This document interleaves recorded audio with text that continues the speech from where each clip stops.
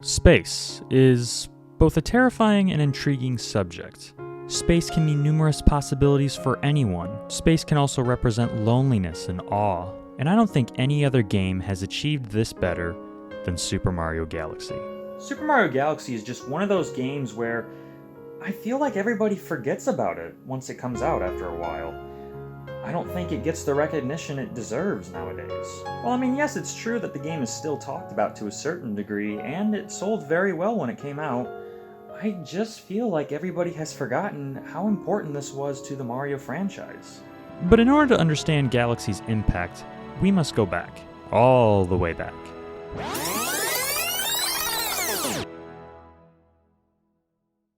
Are you with me?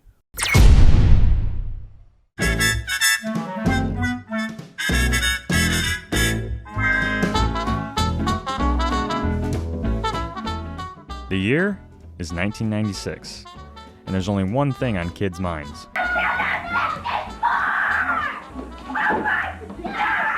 Every kid that year wished for the same thing, a Nintendo 64 to play the new hit game, Super Mario 64. Before this, Mario was mostly dedicated to a two-dimensional side-scroller, meaning you start left and you go right. But now you weren't hindered to that, you could freely explore wherever you wanted. People were flat out amazed at this technology. Gamers could not believe that you could now move in a 360-degree environment. This will also give you 360-degree control, which you can see is quite fun. The difference from going 2D to 3D was like when a lot of phones started to go touchscreen based. The difference was insane. The only problem with this was... what on earth happened here?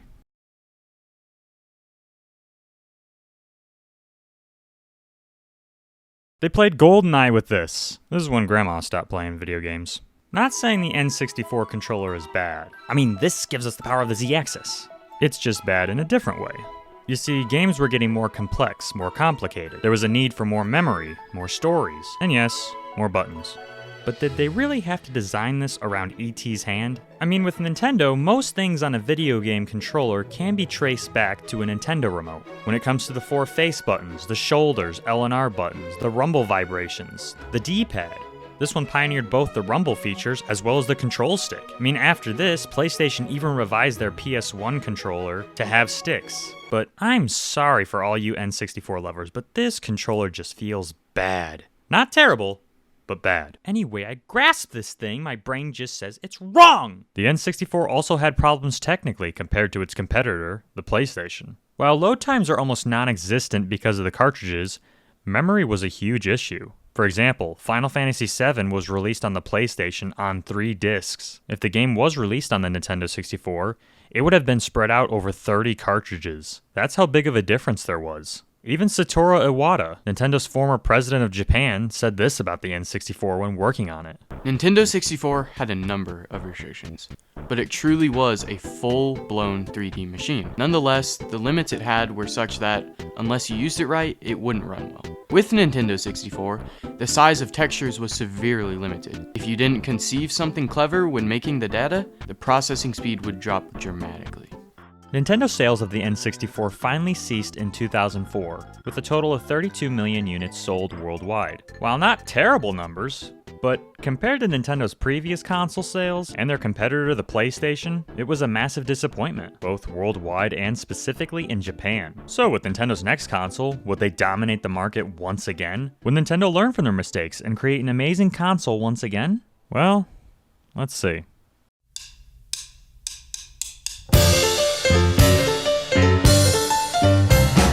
When people think of Nintendo now, a lot of people point to some of their more recent successes like the Switch or the DS, and say that they've always had the underpowered consoles. And to that I feel like I need to smash one of their older consoles in their face. The Wii U stinks. Nintendo has always had the more powerful home console. That just changed when they released the Wii. They would always pound the competition with their library of games and hardware. Before the NES, this is what games looked like.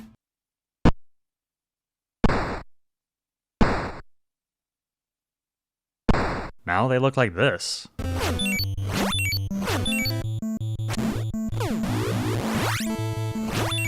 Super Nintendo was pumping out 3D graphics with its Super FX chip. Nintendo 64 had a big O N64 slapped right on the front of it. And GameCube was no different. It was on par with the original Xbox, blasting past the PlayStation 2 as in terms of power. But like with the N64...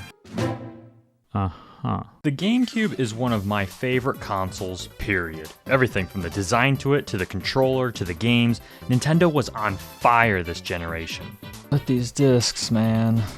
Sure, they're cute, but like with the previous console, these discs couldn't hold any storage. Compared to an Xbox or a PlayStation 2 DVD, GameCube discs could only hold about 1.5 GB of space, while a PlayStation 2 or Xbox disc could hold up to about 4.5 GB. That's a big difference. So while games that were on other consoles could easily run on a GameCube, some decided to skip it because of these discs. But that being said, Nintendo's own first-party titles, they knocked it out of the park. So many great games were on this console, from Wario World, Metroid Prime, Star Fox Assault, Paper Mario: The Thousand Year Door, and Zelda. And one of the best games on that console was their flagship Mario title, Super Mario Sunshine. Despite what many people say about Super Mario Sunshine nowadays, it's one of my favorites. Everything in this game, from the cool hub world to all of its secrets to how precise the controls are. Super Mario Sunshine is lightning in a bottle, just like Super Mario 64.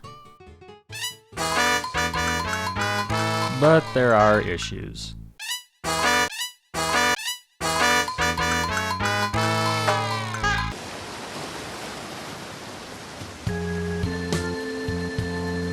Junior, I've got something difficult to tell you about Princess Peach. Man, Jack Black sure does have some big shoes to fill. But that being said, the good outweighs the bad in my opinion. When the game originally came out, people were praising it. Every aspect of this game people were loving. But as the years go on, I feel like people view it now as more of the black sheep of the Mario franchise. I honestly have no idea why, but Super Mario Sunshine would go on to become the third best-selling GameCube game. The only problem in this is that the GameCube was way behind the competition.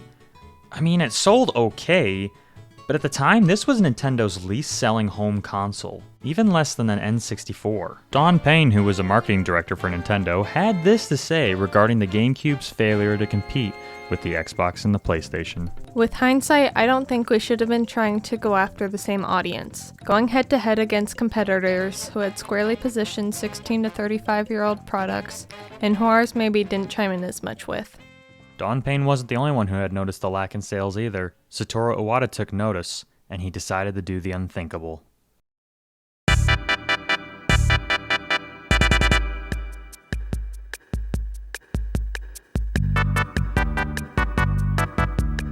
With Satoru Iwata noticing declining sales in their consoles, even though they were more powerful and right behind the competition, they decided that their next console shouldn't be focused on graphical capabilities, but instead follow their handheld route, use weaker hardware, and push that to the limit with a great library of games.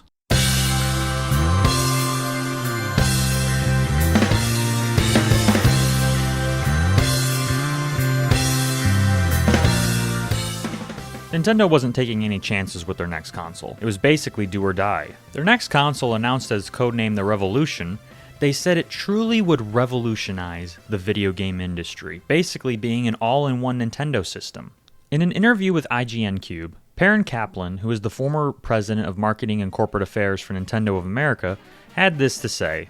In the past, Nintendo has played the reaction game to Microsoft and Sony's first moves. Will Nintendo become the move maker? That's so interesting because that's your perception. And if you talk to Nintendo about the Nintendo philosophy, we've always done things uniquely. While you might say that we're spending time looking at what our competitors are doing, honestly, we're looking at what we're doing with ourselves. Nintendo was really taking no chances with this console. While their handheld route was doing perfectly fine at this period, remember, their consoles haven't been selling well for the last couple years now. And then the shotgun wedding happened. Nintendo unveiled the Wii like a beautiful bride on November 19, 2006, and said, "Buy our console or else." And people just couldn't have enough.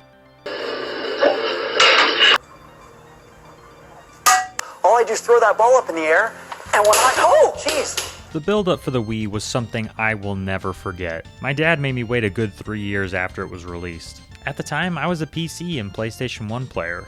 I really didn't care about video games at the time. I remember a few generic Nintendo memories though, like I knew Mario. I remember Mario Kart would be played at get-togethers. My dad had a really old NES emulator on a computer called Nessie, and I believe that had the Super Mario Bros. 3 fish on it. But other than that, I wasn't a big video game player. Mind you, I'm probably at the age of 6, but all of a sudden one of my friends got one. This was also at the time when they were almost impossible to find, so none of the kids could touch it. It was considered for adults only at the time. But I remember watching all the adults playing Wii Sports, and I wanted in on that. It looked so much fun. So while the wait was frustrating, mostly because up to that point my friends would keep getting them, but my dad was smart. By the time we got a Wii, there was so many games coming out. I remember the ones that he bought me were 3 of them. Lego Star Wars The Complete Saga, Godzilla Unleashed, and Speed Racer the video game. Those were 3 great games to start out with. And to make matters even better, all the games that had been out were super cheap actually now, so nearly every week we had a new game to play.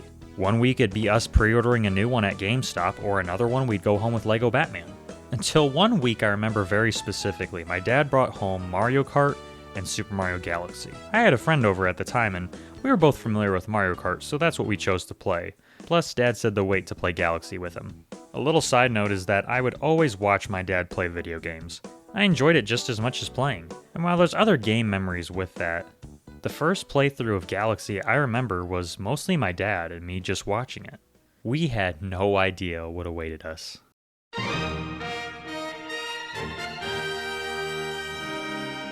This is one of my favorite games of all time. Super Mario Galaxy took everything from Sunshine and 64 but simplified it by trimming the fat of those games. The game starts with a very simplistic intro, and a gorgeous soundtrack to boot.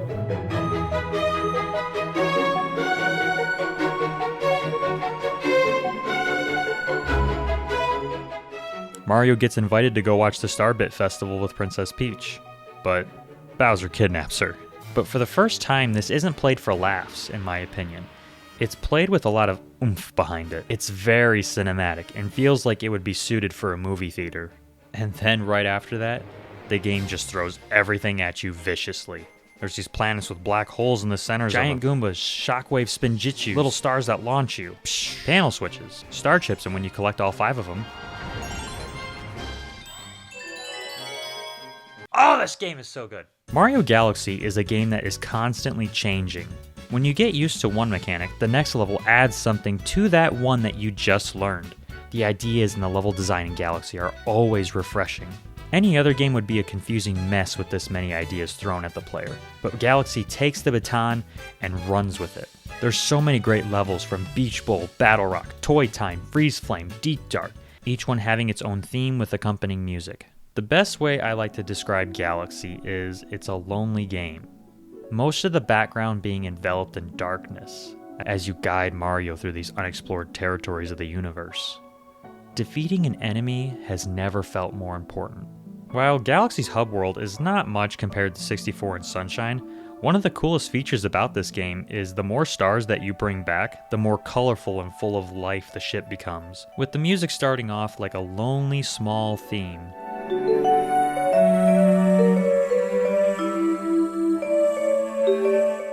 To a booming orchestral sweep.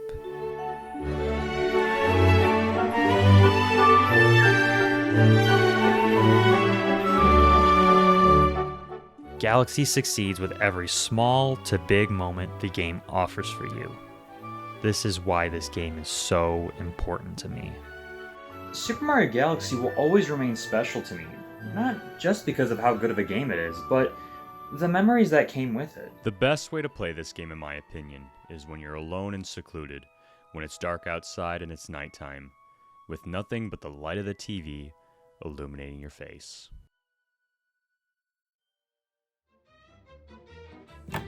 Perfect. I'm all done explaining why Galaxy 1 is so great. You're not done yet. What do you mean? You never talked about it being 2-player, the power-ups, or even how much better the soundtrack is. Galaxy, as I have stated, is one of my favorite games of all time, and most of that can be attributed to the atmosphere that the game throws at you. I mean, let's just look at the first level here, Good Egg Galaxy. The level is just dripping in this with its music and its atmosphere. It's not too hard, but it's not too easy. Everything is enveloped in darkness, making Mario feel so small and tiny in the great wonder of space. And when that music hits, oh man, you're just ready for anything.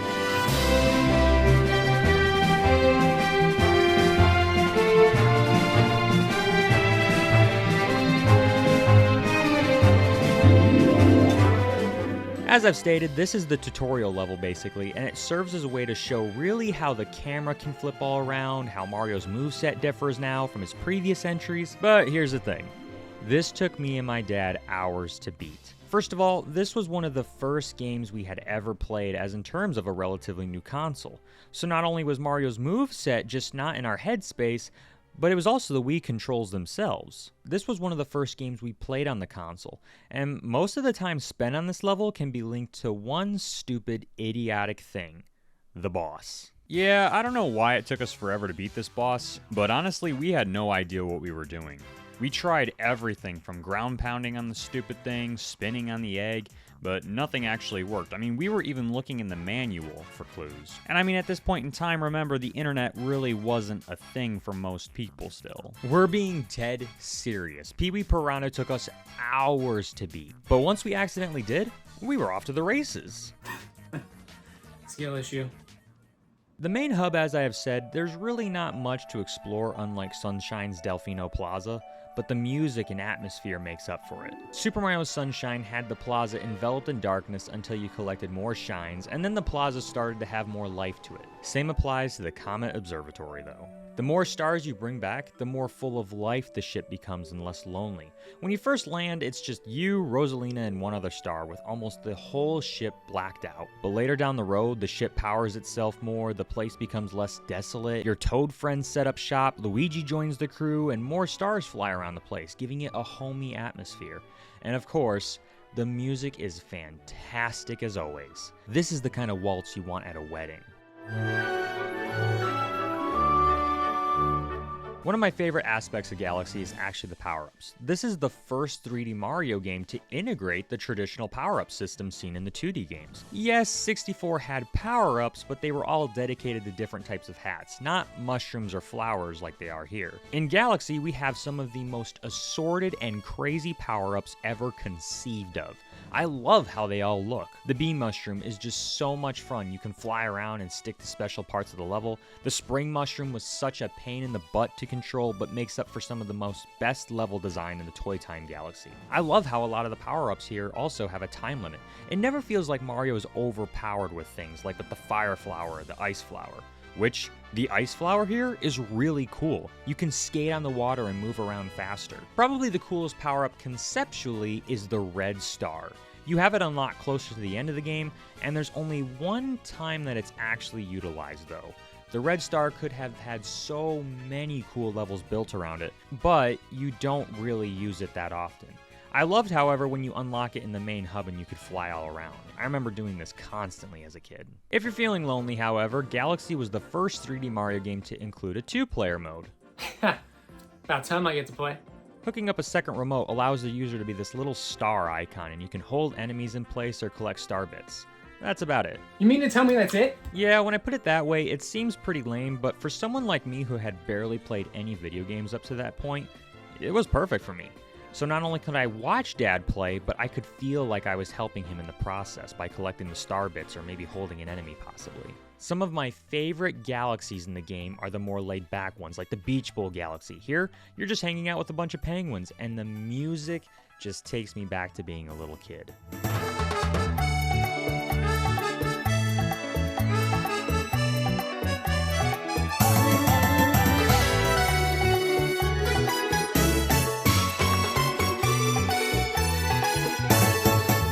Honey Hive Galaxy and the Gold Leaf Galaxy is another one where I adore the music. It's more laid back and bouncy. Space Junk Galaxy is just a neat concept in general. The Stingray races, or how the ball levels were such a pain in the butt, but now they're still really fun to go back to and try to get a faster score. And now Gusty Garden. This is that powerful, triumphant music that tells you, oh yeah, I'm playing Super Mario Galaxy.